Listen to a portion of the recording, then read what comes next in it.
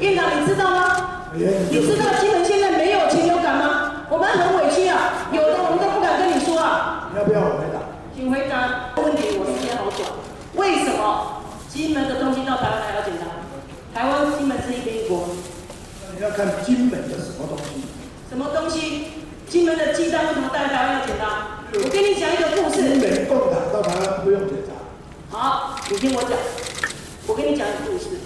我们金门有那个阿嬷、阿公、听孙，对不对？自己家里土鸡生了几颗蛋，要带来台湾给这个孙子吃。自己家里的土鸡几颗蛋不能带来台湾。你说你不支持院长，所以不支持一边一国，我看你就是一边一国行动党啊！你是台湾金门一边一国。这个金门的这个含有禽肉蛋类，不但要检查，而且要严格检查。为什么？台湾金门跟你不同国家吗？防疫需要。防疫需要。你们根本就是把金门当做另外一个国家，因为它离大陆近，是吗？所以呢？所以它是中华人民共和国的吗？它不属于中华民国吗？中华民国宪法有规定呢，中华民国领域内一切货物应许自由流通呢。院长，你的看法呢？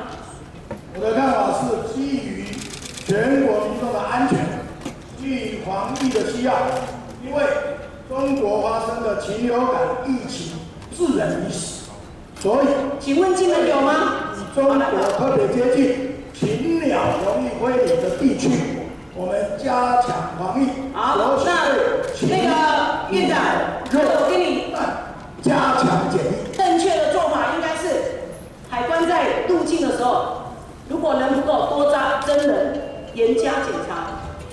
怎么会是在自己国境内设关卡呢？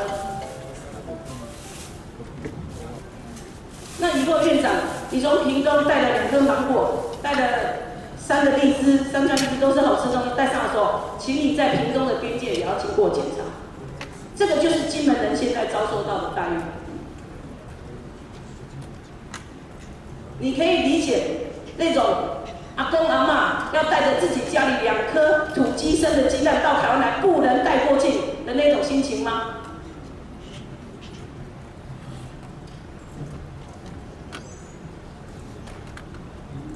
院长，你理解吗？你可以苦民所苦吗？这个是一般人民的生活啊，这个是庶民生活，这个不是在台北我们在办公室里面想说啊，什么东西都这个样子。